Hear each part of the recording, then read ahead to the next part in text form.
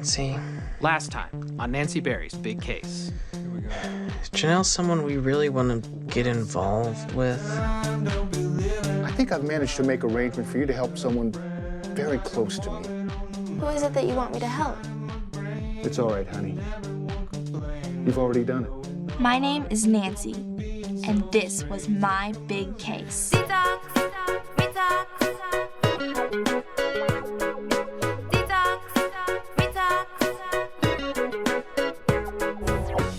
Combustibility. Flammable limits is a range of concentrations over which flammable gas or vapor mixed with air will burn if an ignition source is present. The range extends beyond the lower explosive limit, or LEL, and the upper explosive limit. We refer to this as UEL. Below the LEL, the mixture is too lean, or has too much air and not enough fuel. Above the UEL, James Carter! Late night last night, Mr. Carter? Not really. Have you been following this lecture closely, Mr. Carter?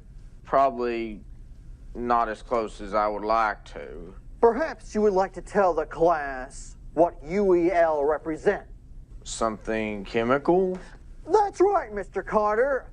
But what specifically do the initials UEL stand for, and what do they represent?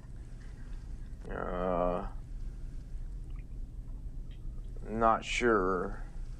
With respect to combustibility? Combustibility? Can anyone help Mr. Carter? Mr. Dickinson? Oh, God. Perhaps you would like to share with the class what the initials UEL stand for and what they represent. Well,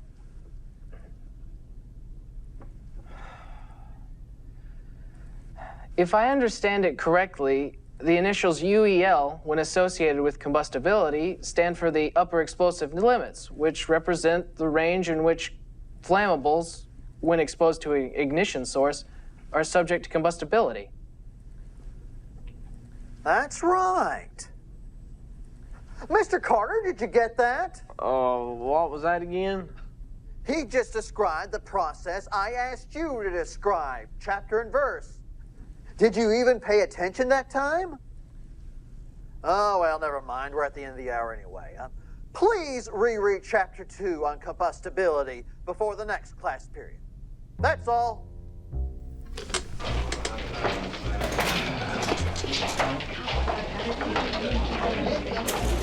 Where's Janelle? How should I know? Can I see you two for a moment?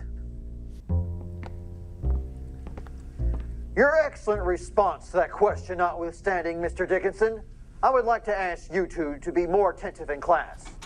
Today isn't the first time you two have been making signals to each other in class. Ooh, making signals to each other in class, huh? You weren't in class today. You're right, I wasn't. Very well. We'll see all of you next class. My friend had some interesting information about sodium Fahrenheit. You look green. Dave got sick yesterday. He had to spend the night at my house. Oh, spend the night at Nancy's. No wonder you two were making signals back and forth in class. What information did your friend give you? He's familiar with sodium Fahrenheit. It was used in black and white photo development in the 30s and 40s, but it was too toxic, so they came up with another chemical. The only reason it's still around is because it's used in the process of making diet pills. Diet pills?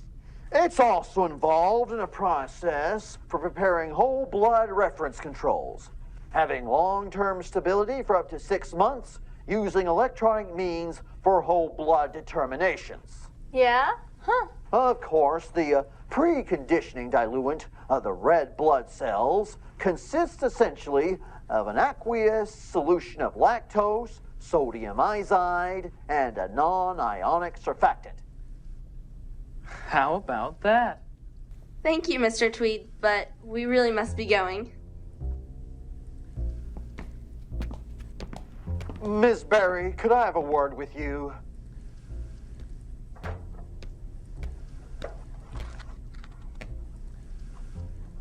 You bear a striking resemblance to your mother.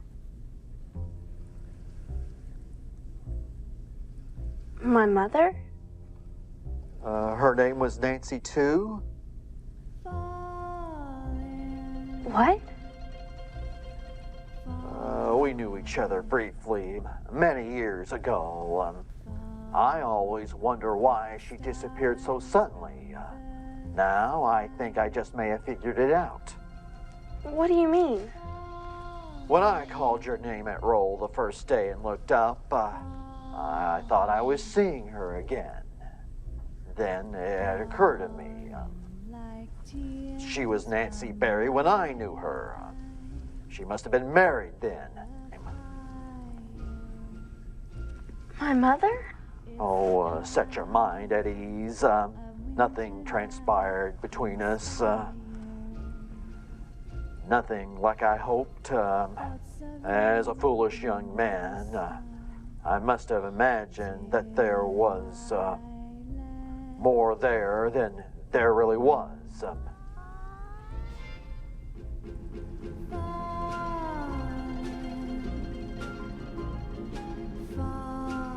At any rate, you can take solace in knowing that meeting you has set this foolish old man's mind at rest. How is your mother doing?